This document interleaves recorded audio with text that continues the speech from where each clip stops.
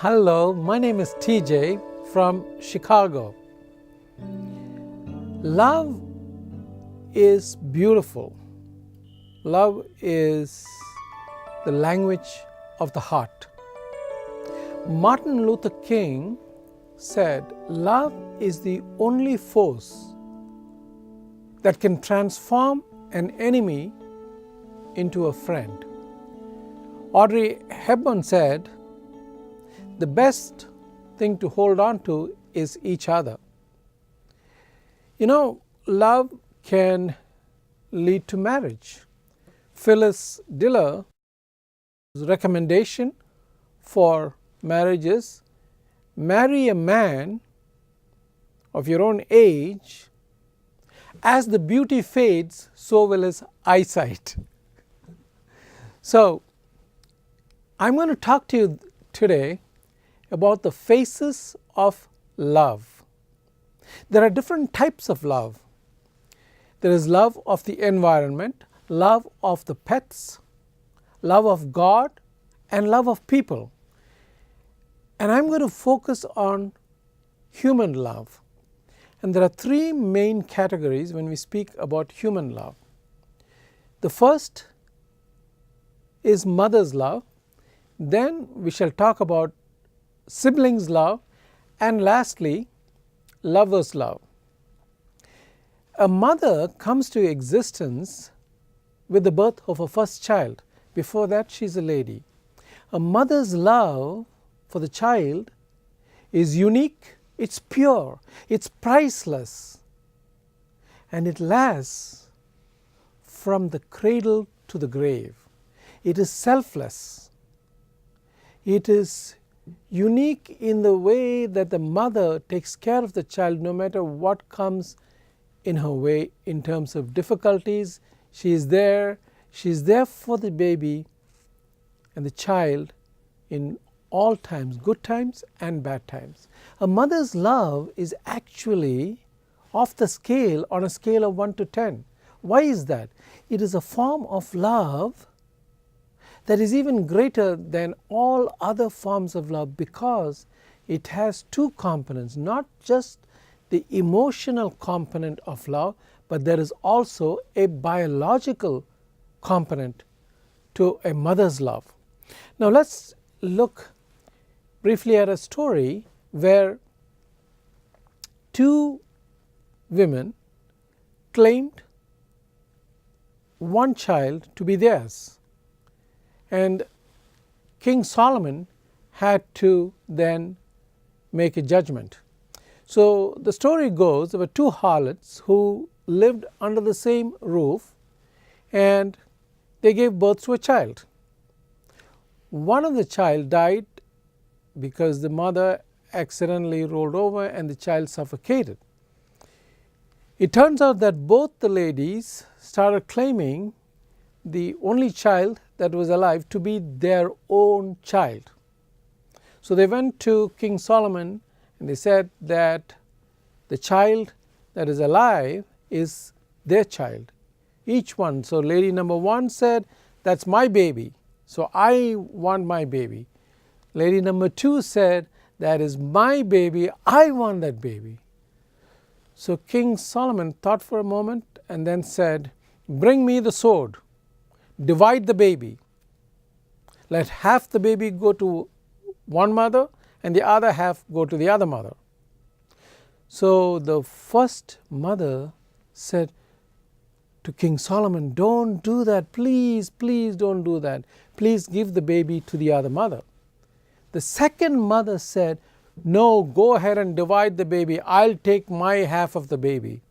So King Solomon said, "Give the baby to the first mother." That is the love of a mother. This story highlights the mother's love for a child, which is so pure, so unique, priceless.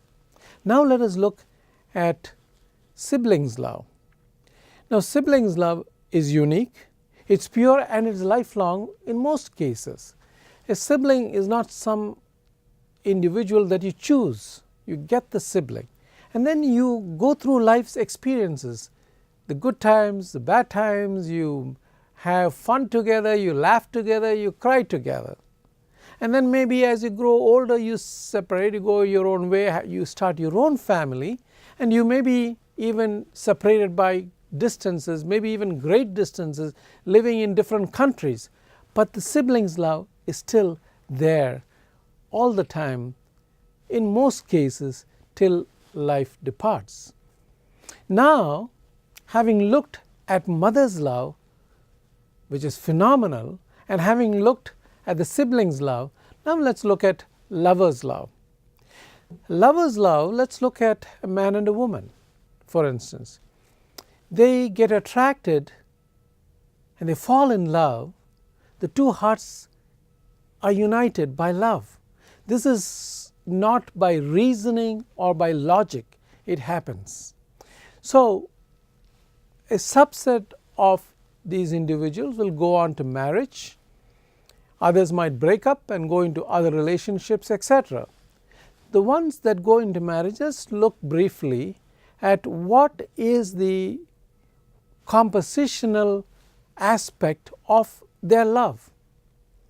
See, when they are initially attracted towards each other and they are dating, etc., the attraction and the infatuation accounts for about 50%, and love would account for about 50%. So, you add the two, you have 100% in the relationship between, for instance, a man and a woman who are in love. Now, let us say a subset of those individuals, the couples, get married and 6 months go by. Now, what happens? The attraction, which was 50%, attraction and infatuation, it drops over 6 months to about 5%. Why is that? Because you see each other all the time in their natural habitat, so to speak. So, the attraction drops to almost like 5%. The love also drops from 50% to about 30%. Now, the relationship after marriage is at a total of about 35%. Now, the relationship is on a little bit of a rocky road, you see. And that is why in the US at the present time, 50% of the marriages often break up. It's like a flip of a coin. Anywhere between 30 to 50%, those numbers are pretty high.